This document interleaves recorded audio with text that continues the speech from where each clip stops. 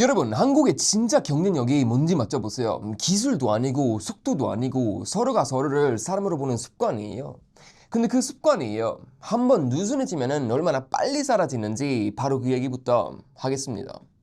며칠 전 밤이었어요. 호주에서 기차를 탔는데 사람은 많은데 이상하게 숨소리만 들렸습니다.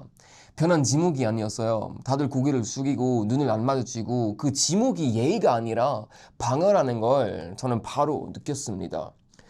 그때 문 쪽에서 소리가 확 커졌습니다. 16쯤 돼 보이는 애들이 몇 명 있었는데요. 큰 목소리로 웃고 서로 밀치고 그러다가 한 여학생을 가운데로 세우더라고요. 가방을 툭 쥐고 모자를 잡아당기고 여학생이 그만이라고 말을 하는데도 애들은 더 신납니다.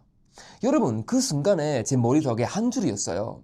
지금 내가 말을 해야 하나? 근데 몸이 먼저 얼어붙더라고요. 왜냐면 여기서는 한마디 했다가 갑자기 싸움이 커지면은 그 다음부터 누가 칼을 꺼낼지 모른다는 공기였습니다. 그래서 사람들은 조용해요. 조용함이 작게 보여도 사실은 겁입니다. 그 칸 안에 어른이 저만 있었던 것도 아니고요. 정장 있는 사람도 있었고 아이 데리고 있는 엄마도 있었고 나이 든 남자도 있었습니다. 근데 다들 똑같이 고개를 숙여요. 저도요, 솔직히 같이 숙였습니다. 그게 제일 창피했어요. 왜냐면 그 여학생이 당하는 게 아니라 그 여학생이 혼자가 되는 순간이었거든요. 그래서요, 저는 다음 역에서 일부러 내렸습니다. 여학생이 내리면 따라 내려서 그냥 괜찮아요? 한마디라도 하려고요. 근데 문이 열리고 여학생이 뒤뜻이 내렸고 저는 한 발 늦었습니다.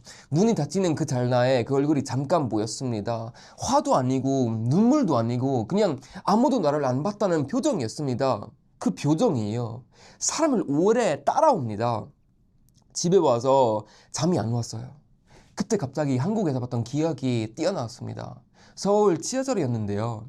중학생쯤 보이는 애들이 시끄럽게 장난치다가 어르신 한 분 앞에서 뭐 발을 축 뻗고 있었더라고요.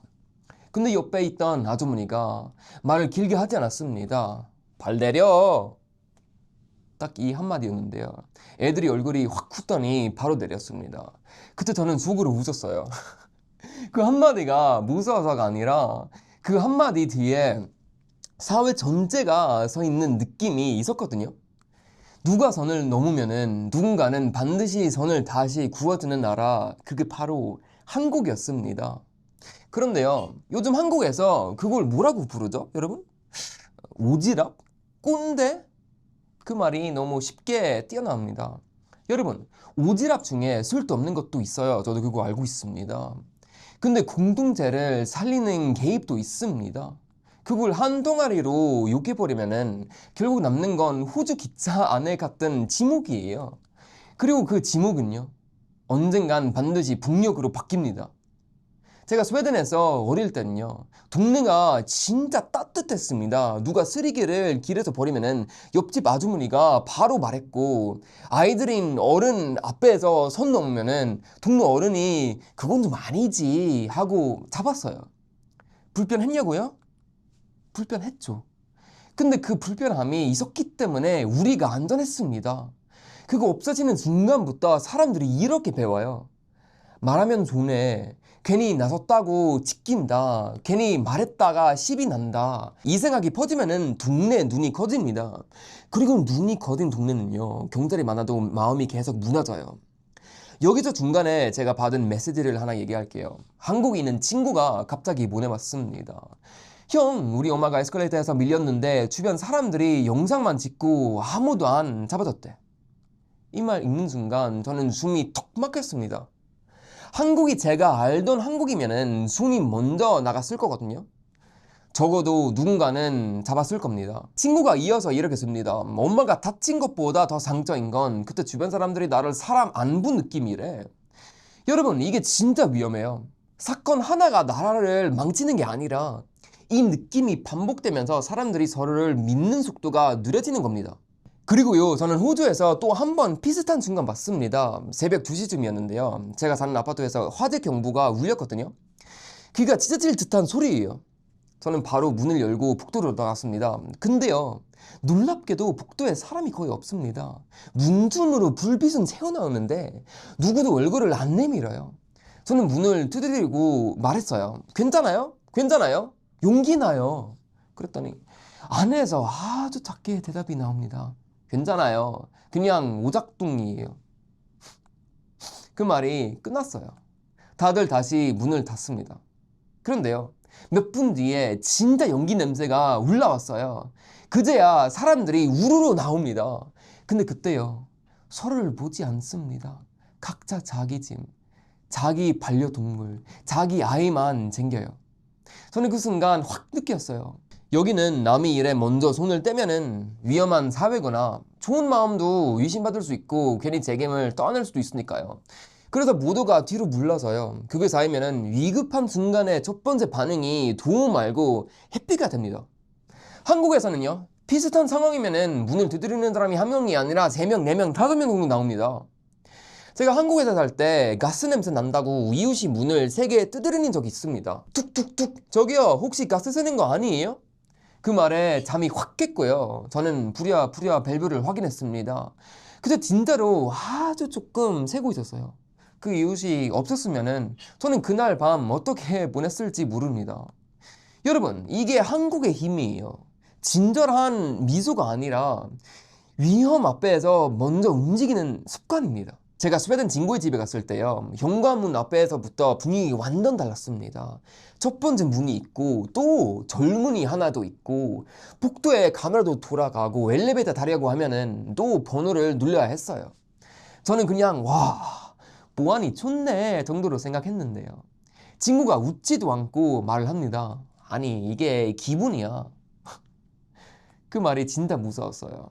더 충격은 친구의 딸이었어요. 8살인데요. 학교 가기 전에 엄마가 가방을 열어 확인합니다.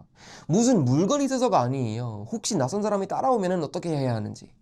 그걸 매일 다시 말해요. 딸은 이미 외워서 기계처럼 말합니다. 모르는 사람이 말 걸면 대답 안 해요. 바로 안으로 들어가요. 그걸 듣는데요, 저는 속으로 생각했어요. 이게 선진국의 모습인가요? 아니면 신뢰가 사라진 사회의 모습인가요? 그리고 그 다음에요, 한국에서 봤던 일이 떠올랐습니다. 한강 근처에서 아이가 울고 있었어요. 엄마를 잃어버렸는지 어깨가 들썩들썩 하더라고요. 근데 한국은요, 누가 먼저 뛰어옵니다. 한 명이 어디서 왔어? 물어보고, 한 명이 주변을 둘러보고, 또 한 명이 편의점 쪽에서 가서 아이 잃어버린 분이 없어요? 하고 묻고요. 그게 몇 분 만에 팀이 됩니다. 그리고 진짜로 엄마가 달려와요. 그 순간 엄마가 고개 숙이며 감사하다고 하는데 사람들이 괜찮아요, 당연하죠 하고 흩어집니다. 여러분, 이 당연함이요, 밖에서 거의 기적입니다. 이게 사라지면은 한국은 진짜 비싸집니다. 돈이 아니라 마음이 비싸져요. 그런데 여기서요, 제가 더 무서운 얘기를 하나 하겠습니다. 한국 사람들이 유럽을 부러워하면서 여유, 워라밸, 삶의 질 이런 말을 꺼낼 때가 있죠. 저도 여유 필요하다고 생각합니다. 근데 여유를 만들겠다고 이 먼저 움직이는 습관이 버리면은 여유가 아니라 공부가 들어옵니다. 처음에는 작은 무례가 오고 그 다음에는 작은 범죄로 오고 마지막엔 밖에 나가기 싫은 마음으로 옵니다. 그게 스웨덴에 걸었던 길입니다. 스웨덴에서 제가 자주 들었던 말이 있습니다. 그냥 지나가. 괜히 엮이지 마. 처음에는 그냥 성숙해 보이죠. 근데 시간이 지나니까 그 말을 성숙이 아니라 포기였습니다. 그 포기가 쌓이면은 사람들은 더 많은 문을 잠그고 더 많은 경비를 사고 더 많은 보험을 듭니다. 돈이 아니라요, 여러분. 신뢰를 잃는 비용을 매일 내는 거예요. 그리고 그 비용은 항상 가장 약한 사람부터 때립니다. 여러분, 제발 오해하지 마세요. 저는 한국을 비판하려는 게 절대 아니고요. 저는 한국을 지키고 싶은 거예요. 왜냐면 한국은 아직도 그 힘이 남아있으니까요. 제가 한국에서 살 때 새벽 편의점에서 어떤 남자가 청년에게 그게 화내던 적이 있어요. 뒤에 어떤 아저씨가 앞으로 한 발 나와서 그만하세요 하고 말하자 분위기가 확 멈췄어요. 그 목소리가 크지 않아도 손이 서는 순간이 있거든요. 그게 진짜 치안입니다. 경찰보다 먼저 일반 사람이 선을 잡아주는 순간.